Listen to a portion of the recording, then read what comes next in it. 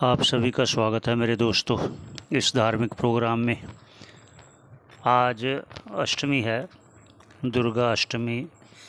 जो सप्तमी को ही पूजता है, सप्तमी को कोई पूजता है, कोई अष्टमी को पूजता है।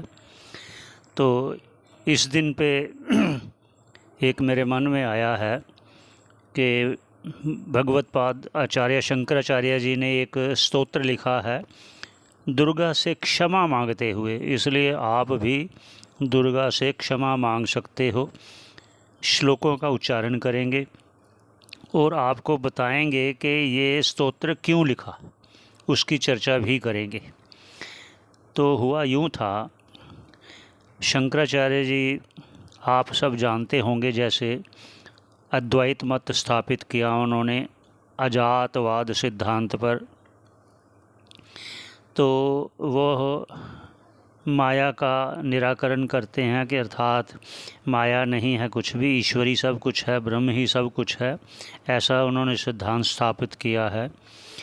तो यही प्रचार करते हुए बद्री का आश्रम पहुँचे, जहाँ बद्रीनाथ जी का मंदिर है।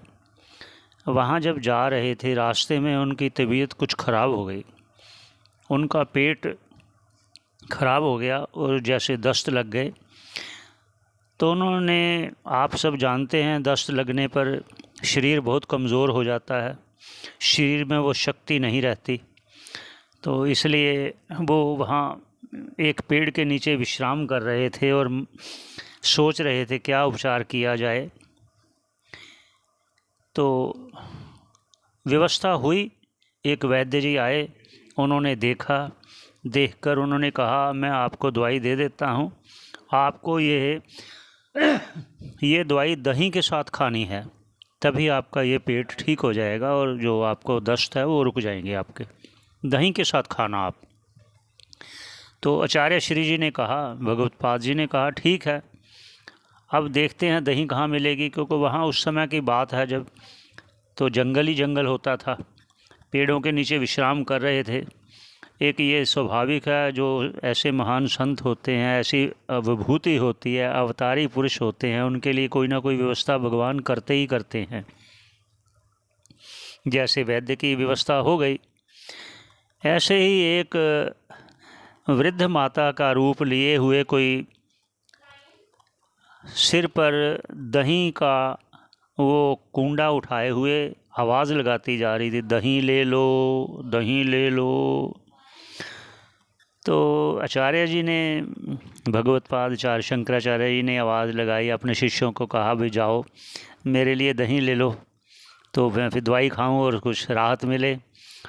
तो उन्होंने कहा भाई यहाँ पर आ जाओ और ले जाओ दही। तो कहते आपको ही आना है, आप आकर आओ और आके दही ले जाओ, जिसका उपचार होना है खुद आए और ले जाए। तो उन्होंने कहा माता मेरे में शक्ति नहीं रही, अब मैं बहुत ये दस्त होने के कारण मैं बहुत कमज़ोर हो गया हूँ, मेरे में शक्ति नहीं रही।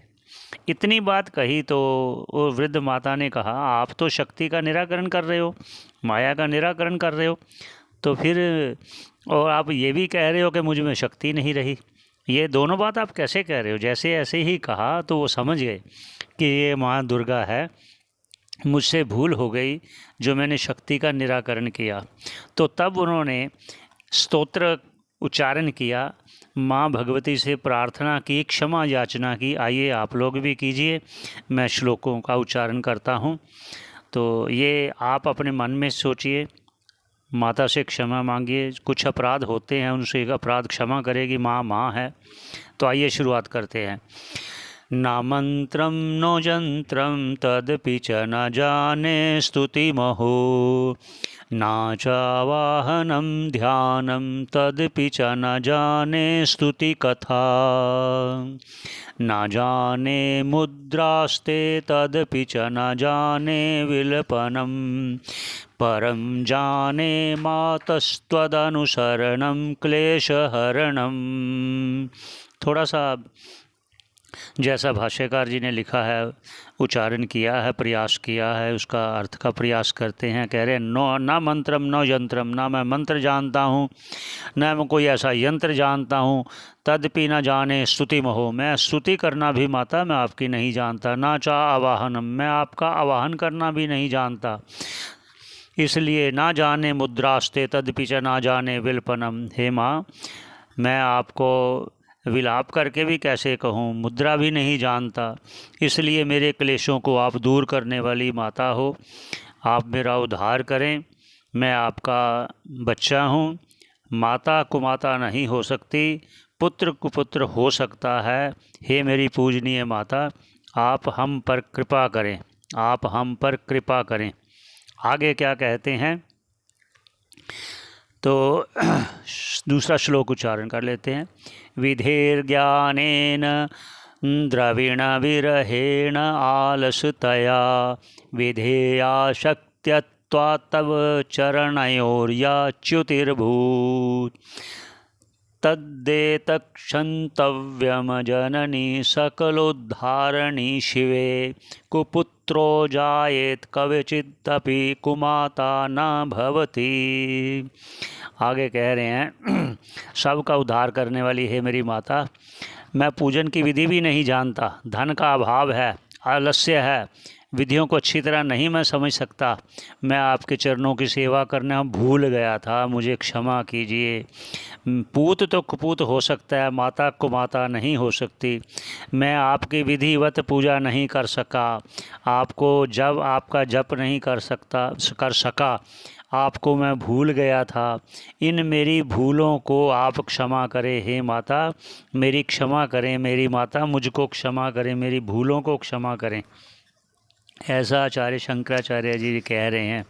और आगे फिर क्या कहते हैं अंतिम में क्या कहते हैं, अंतिम मत समय पात की नास्ति पाप घनी त्वत्समा नाही, एवं ज्ञात्वा महादेवी यथा योग्यम तथा कुरु। हे माता मेरे जैसा पाप, हे माता हे महादेवी मेरे समान कोई पापी नहीं है और तुम्हारे समान कोई पाप नाश करने वाली नहीं है।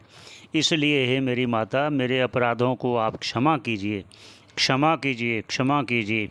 ऐसे भगवान भगवत पाद आचार्य शंकराचार्य जी भगवती माँ से प्रार्थना कर रहे हैं। आप भी कर सकते हो, आज अष्टमी है इसलिए मेरा प्रयास था। आगे क्या कहते हैं, हे माँ मेरे अपराधों को क्षमा करो, मैं ये चाहता हूँ। और ये कह रहा हूँ आप जानकर जैसा उचित समझो वैसा करो। एवं ज्ञात्वा महादेवी, मेरी इस स्थिति को जानकर महादेवी, यथा योग्यम तथा कुरु, हे माँ मेरी स्थिति को देखते हुए, मेरी अज्ञानता को देखते हुए मुझे क्षमा करें। आप माँ हो, अब आप मुझे क्षमा कीजिए माँ,